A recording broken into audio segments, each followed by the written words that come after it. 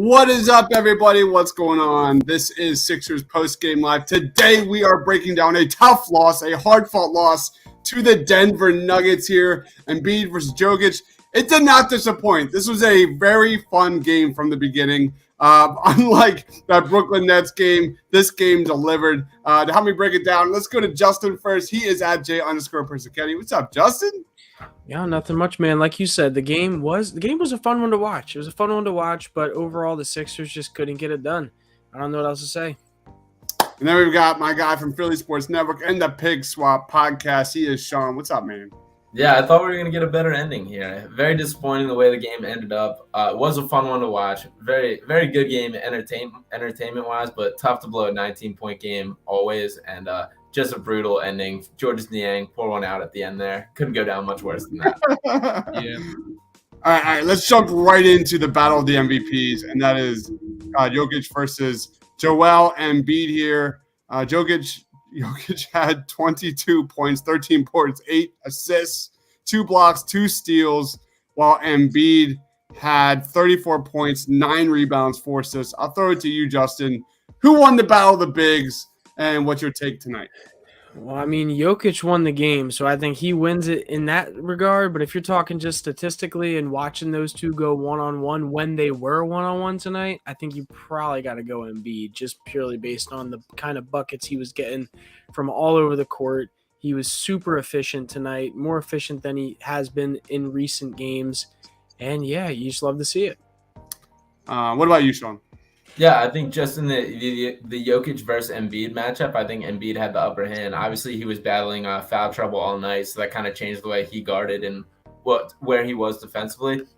But, I mean, he showed up ready to play tonight. The three-pointers were dropping right from the beginning. The step back in the first quarter had it going. And a very good Embiid game overall.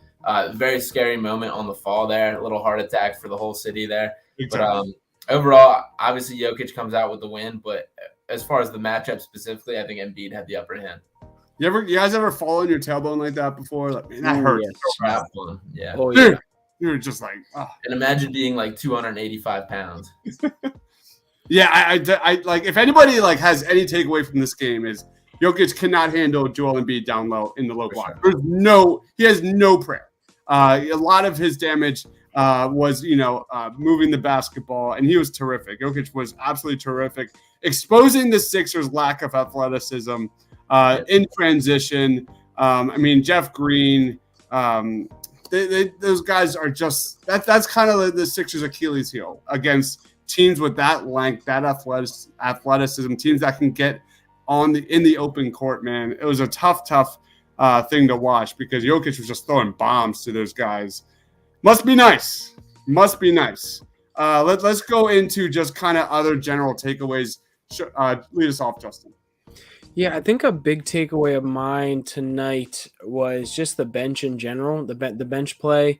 Obviously, the Nuggets have a pretty deep roster, and not only do they have the wings, but they also have the backup big man in DeMarcus Cousins, who definitely tried to slow down Embiid when he could when they were on the court together.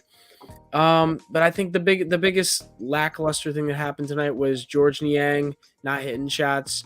You had DeAndre Jordan take I would say more than a few of interesting layups down there. I think he 1 for 6 tonight, and you had Danny Green, of course, in his first game back after being out for a while. Just take a few interesting shots. You haven't seen him. You don't see him take a lot of long mid-range shots anymore, and he was just missing all over the place. So I think if there's a better game from the bench here, I think you likely can win this game. I also think that Bones Highland got a lot of open threes when he was hot, which I don't know if that's just because the switches that were happening, that Embiid was just having lazy closeouts. I don't know. It just didn't seem like that part of the area of the game was going well for him tonight. Mm-hmm. Yeah, this was a tough game. Even DeAndre Jordan got cooked tonight off the bench. And the Sixers bench got completely run off the court. Big time. Was it 48-14? I think overall in this game. Outside, Niang had a big three late in this game. I think I could be wrong about this, but other than that, there was nothing, absolutely nothing from the Sixers bench. Shake Milton, you look at Isaiah Joe, 0 minutes tonight.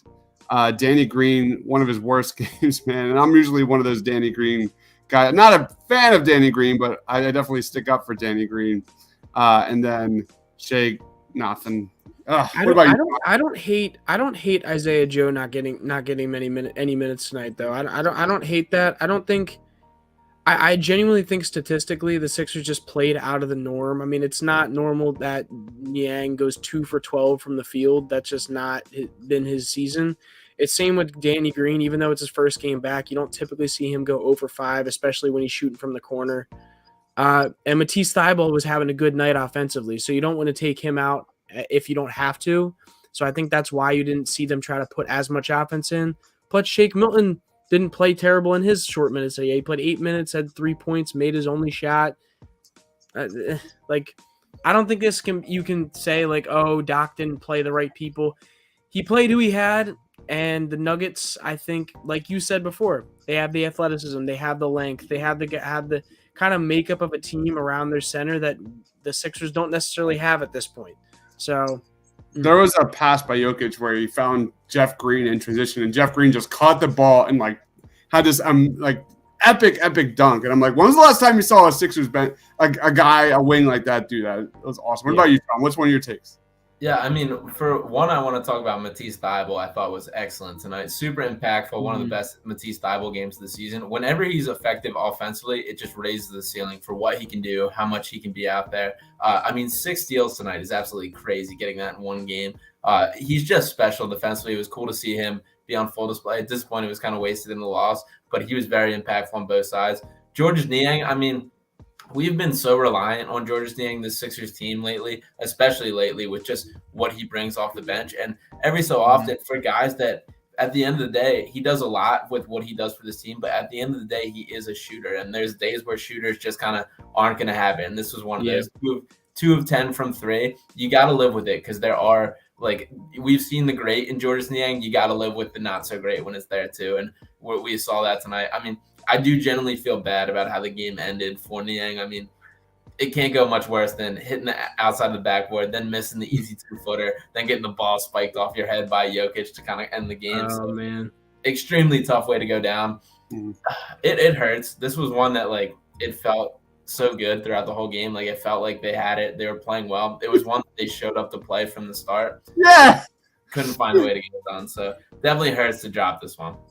The Sixers start out strong in the first quarter and just completely shit the bed in the second quarter. It was like ironic.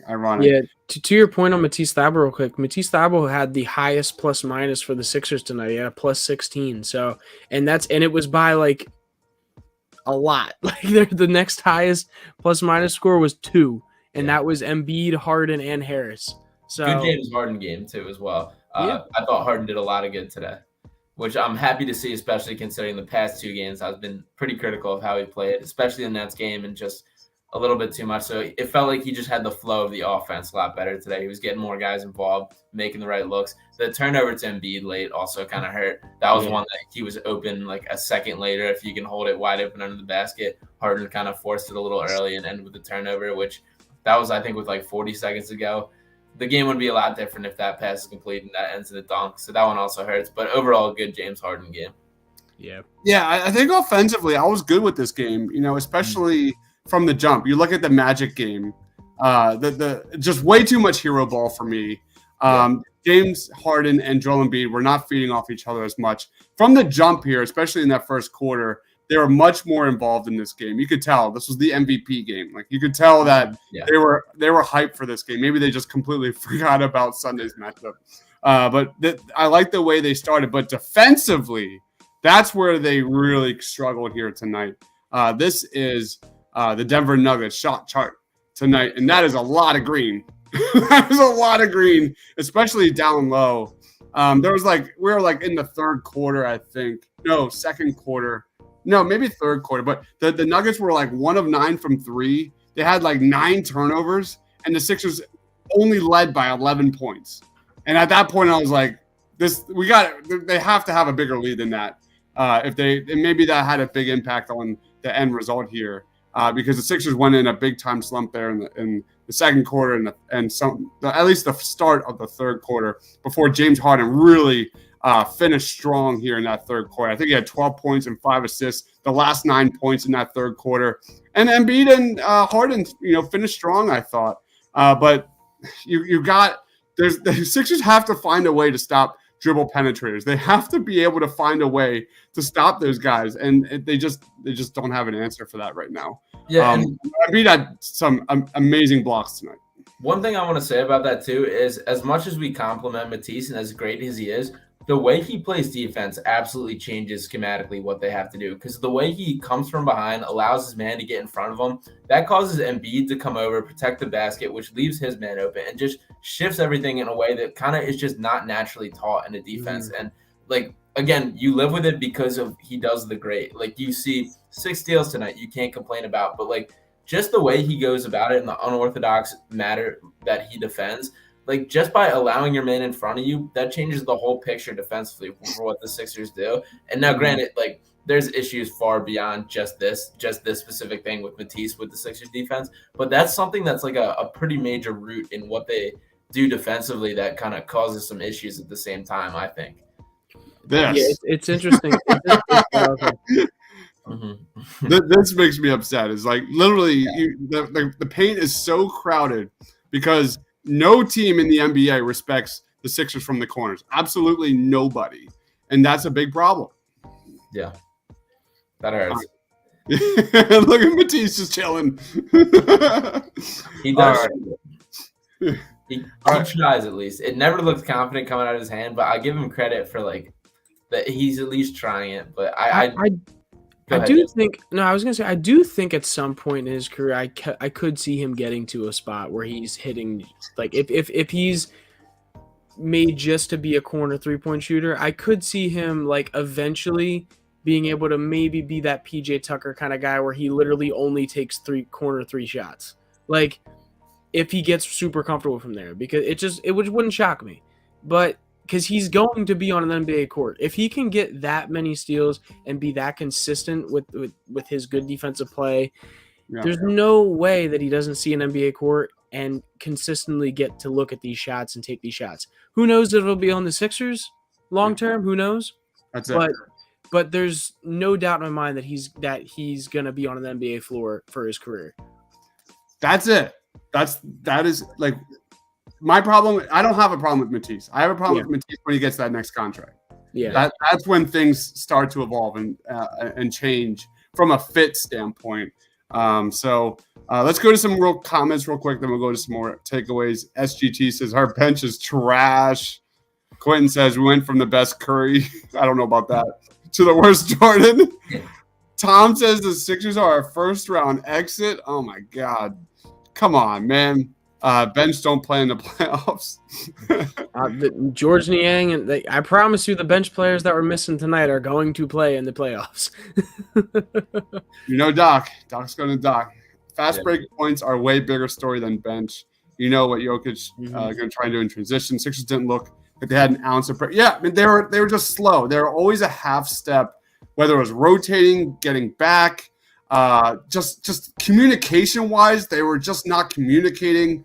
Danny Green looked lost every single possession there next to Joel Embiid.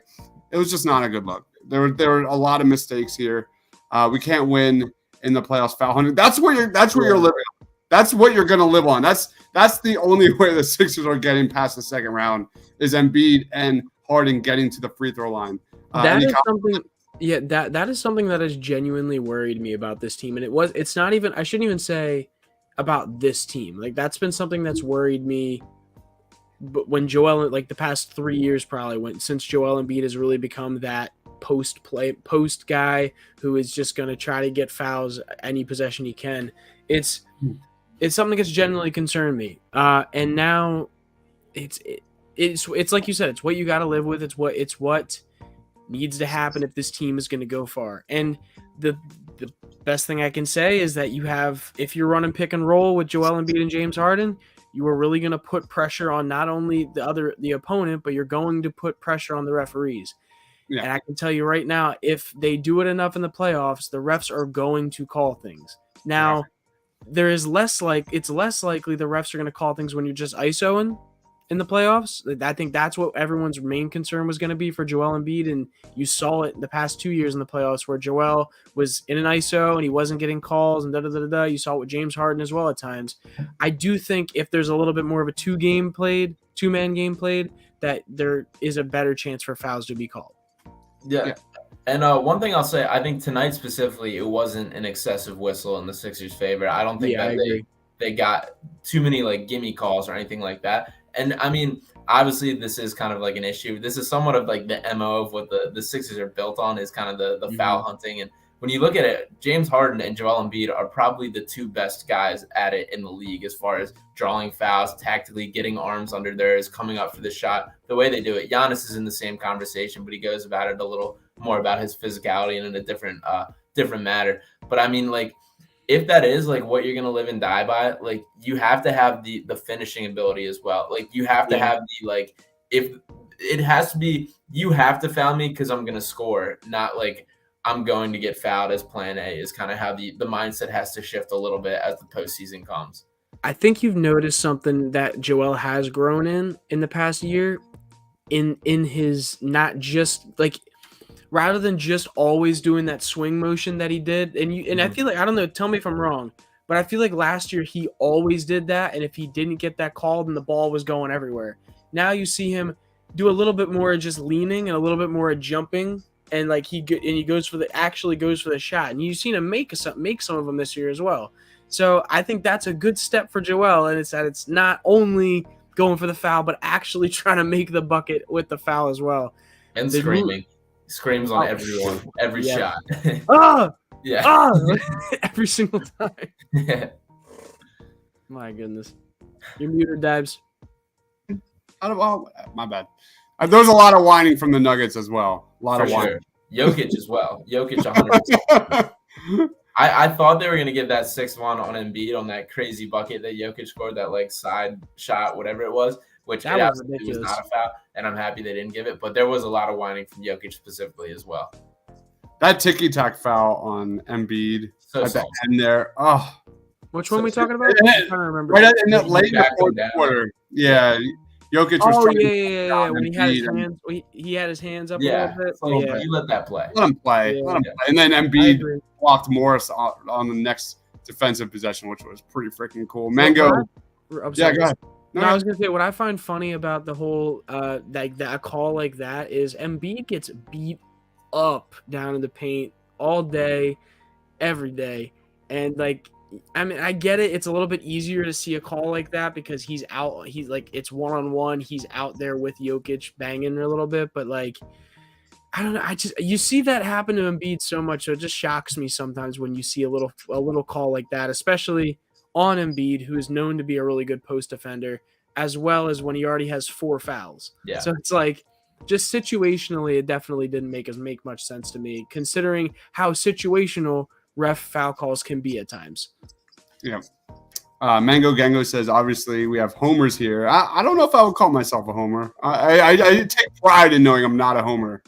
Yeah, I should turn my hat around backwards. Jokic had 5 turnovers. Embiid individually had a better game despite not getting the W. I agree. But I think 3 of those turnovers from Jokic were in the first quarter. I don't like our basic late game pick and roll offense. We need to run a little more action behind it, man. I thought the first quarter was terrific, man. Just finding – I like that little Harden Thibault pick and roll thing that's developing. That's definitely something to keep an eye on. Mr. Swagoo. Oh, go ahead, Sean. Yeah, I have 2 points that kind of tie in here. So on one point, a lot of like the discourse and like the Embiid versus Jokic like debate is how much Embiid is considered to have the better team, and especially since the addition of Harden. The thing I'll say is this Nuggets team is just perfectly gelled for what Jokic does and the system they have, which is him able to make the passes, the way they have cutters, the way things are fluid, the way they complement him. That hasn't been the case for pretty much Embiid's entire career. It's getting closer to that. The roster is getting closer to what like an ideal Embiid roster is, but it's still like not quite there. And you can say that as like the talent aspect, that maybe the top end talent, and the James Harden trade obviously changes all of this for how you look at it. But like how fundamentally the teams are built, the Nuggets are much more well built around Jokic than the Sixers are around Embiid.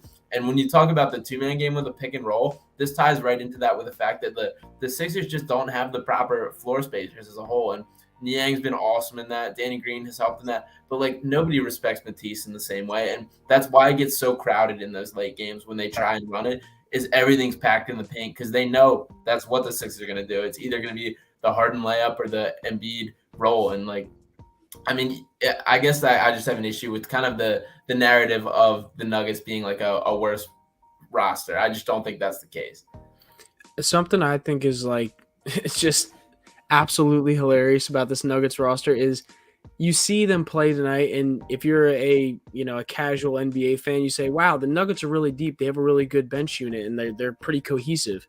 And then if you actually think about it, you think about the fact that Jamal Murray's not playing, and neither is Michael Porter Jr. So this team, the Nuggets are a scary team at full strength. Like, I mean, they're still scary in some ways now, but imagine Jamal Murray putting pressure on you in the pick and roll instead of Monty Morris or instead of Bryn Forbes? Mm-hmm. Like, instead of or Austin Rivers, guys like that. And, I mean, Bones Highland. By the way, we got to give Dibes some credit here. Very true. Not Bones Highland. I don't know. Like, Dibes was. I'm pretty sure Tiago was high on him as well. But Bones Highland, Dibes was on him pretty early. He's awesome. Yeah. He's awesome. And it very much hurts that it went Bones Highland, Cam Thomas, Jaden Springer. That was like, I even tweeted that. Like, even during draft night, that was like my big takeaway was that murder's row right before the Sixers picked. Bones Highland was my number 2 guy. Let's jump right into player of the game. Bones Highland is my player of the game. I mean, he absolutely hit some just bone-crushing, soul-stealing shots here against the Sixers. They had back-to-back threes at one point. Like, one was from Steph Curry land. I like Bones Highland, man. He was my guy. He was my number 2 prospect for the Sixers.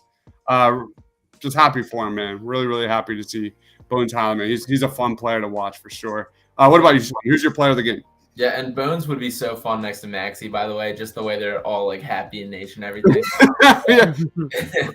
That would be so fun. But as far as my player of the game, I'm giving it to Matisse. I would say personally, I'm a lot lower on Matisse than I would say like the general public. And just I feel a similar way. Just offensively, I don't believe that it will ever quite get to the point where he can play. I think he already plays too many minutes sometimes. So sometimes I need these games where I just see everything he does. Some great reads defensively. 6 steals is insane. What was it? 2 blocks. Yeah. 2 blocks, just an insane stat line from Matisse. Everything he did, got involved offensively, knocked down some shots. The pick and roll was awesome, so I'm giving it to Matisse. Matisse Thybulle gets the player of the game. What about you, Justin? Yeah, I think I'm going to go the easy route. I'm going to give it to Joel Embiid. I just feel like in past seasons, people would totally say, oh, he falls short in the big moments.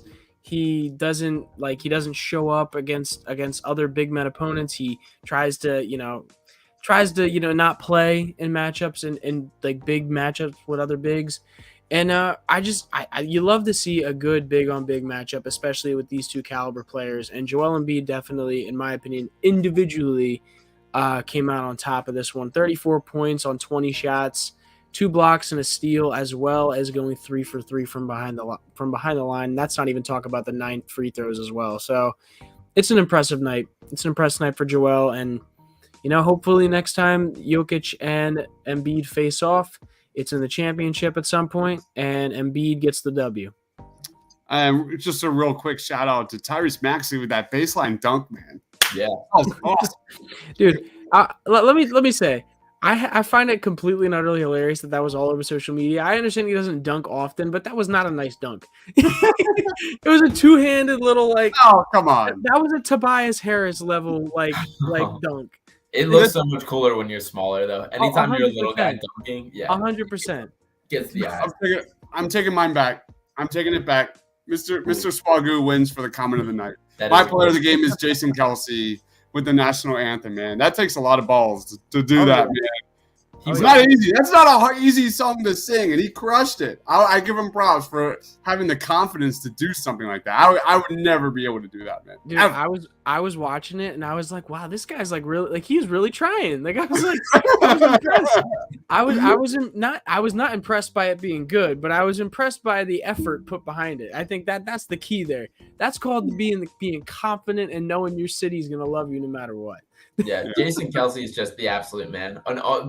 Might be the number one all-time Philly guy, and just the fact that he just gets the city, gets everything, and everybody loves him, as we should. Happy he's coming back. What would have been even better though is if he just chugged a beer or came out came out in like a mummer's outfit or something. Oh, yeah. Like it would have been amazing if he came out in a mummer's outfit and then just cracked open a beer and just chugged it right there. The crowd would have went nuts. Would have went absolutely nuts. He probably did as soon as he got to the stands, but like, all right. How would you grade tonight's performance, Sean? Tough. It was looking really good earlier. I was in the real high grades earlier. For the collapse, I'm gonna go C+, and it hurts because it did look so good early on. That first quarter was awesome, the way everything ran, but you just can't give a good grade for a 19-point lead that was blown out the window. Yeah. What about you, Justin? Yeah, I mean, I'll go. It's tough. Like it's so hard because like the game all around was not a bad game, like you said. But yeah. I think just based on late performance and based off bench, I'd probably go. I'm gonna give a B minus. I'm gonna give B minus, but it's hard to give a B at all because it's a loss. But you know, it was a good effort. They just played better than them at the end. I'll go C+ to start. But I'm going to bump that up to a B- for the fact that like the Jokic fanboys they won't be spamming my timeline. Oh, they will. There's no way. They will. No way. No, I'm going to put out a video showing them going one-on-one. There's no way. There's no way anybody comes out of that thinking Jokic got the better hand. Absolutely. If I'm Jokic fans, I'm going, but they got the W. They got the W. They got the W. So I was so worried that it was going to be like either Embiid stinker or just Jokic balled out. I just did not want to hear what anyone. That would be terrible. Yeah. Yeah, especially right after that Nets loss. Yeah. Speaking of, Quentin says, anybody concerned about losses to the Celtics, Nets, and Heat? I mean, this is the concern, is the Sixers' lack of athleticism against teams that have much better length against them. That the Sixers just aren't a finished roster. They're just not. It's obvious that they need pieces. They need to make some trades. They need to add some role players, add some shooters, athleticism, wing defenders. They're just not there. You know, you got to think it's tough because obviously not a lot of people you couldn't have told the Sixers organization 3 years ago that James Harden was going to be on this roster. You couldn't even tell them beginning of this season or late last season that James Harden was going to be on this roster. So it's like, when the Sixers are drafting, they weren't drafting for long athletic wings. They have Ben Simmons who was there, and they had Tobias Harris who was there. Not that Tobias is athletic, but you know what I mean. So they're drafting a bunch of guards that are shooters, guys that are kind of that combo guard. That's what they were drafting. So it's gonna be you're probably gonna see a mind shift in next year's draft, being that James Harden and Joel Embiid are officially the pieces that they're building around. But it's tough when you're trying to build a certain roster around two guys, and then having to completely switch that in the middle of a season. So I can understand how Daryl Morey can, like, it's not.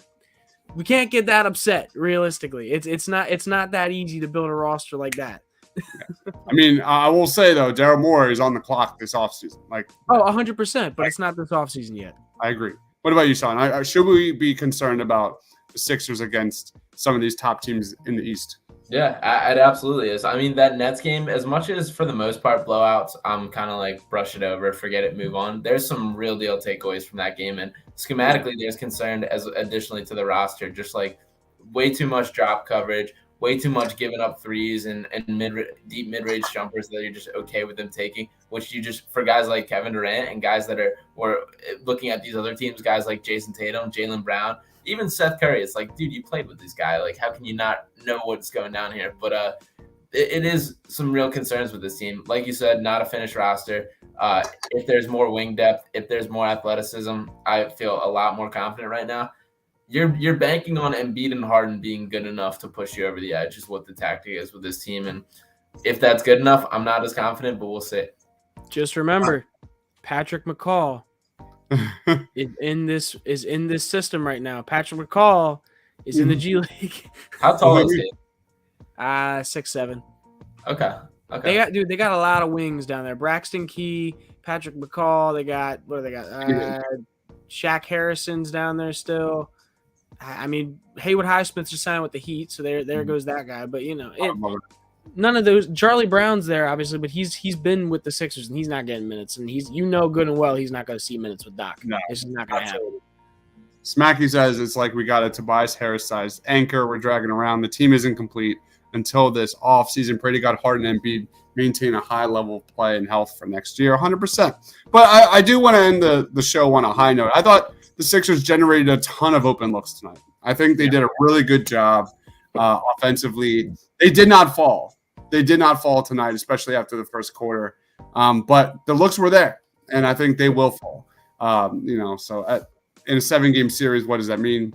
I think there were some positive takeaways considering the last 5 games, the Sixers were bottom third of the league in offensive rating.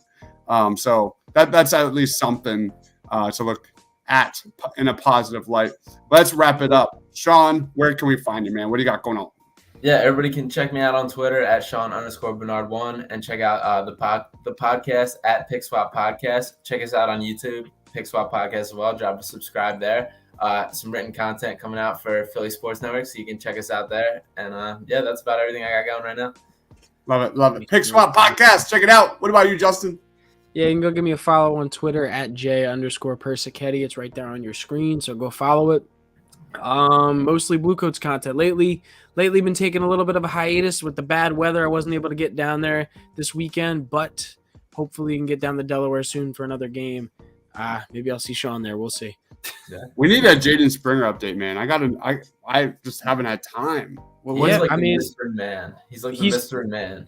I will say Jaden Springer has been in and out of. He's been hurt. He's been getting restricted minutes at times, and in his minutes, he's very up and down. Defensively, he's pretty consistent, but offensively, he's very up and down. He'll have one game where he shoots a lot of mid-range jump shots, and he's making a good portion of them, and then he'll have one game where he misses all of them. So it's tough. It's tough. He's young. Remember that. He's young.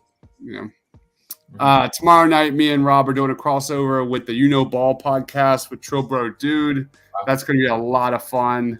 Nice. Talking Sixers at 9 p.m. East Coast time.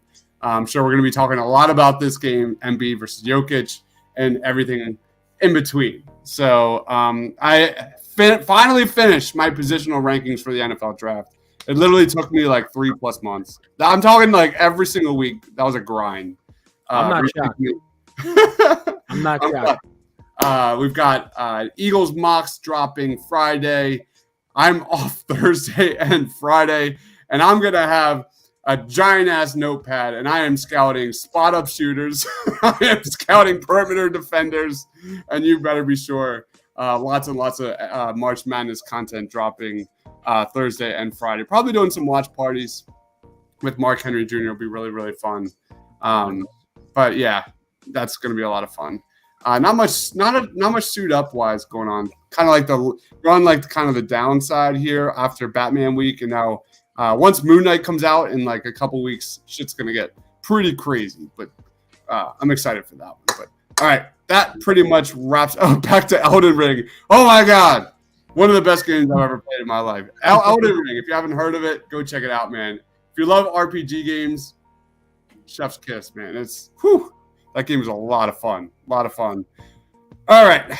Follow my man Sean on Twitter at Sean_Bernard1 of the Pick Swap podcast on YouTube and Twitter and Philly Sports Network. Check out all of his content there. And my man Justin at J_Persichetti for Dives. For Dives? Any sense. For Justin. Stay awesome, everybody. Oh, man.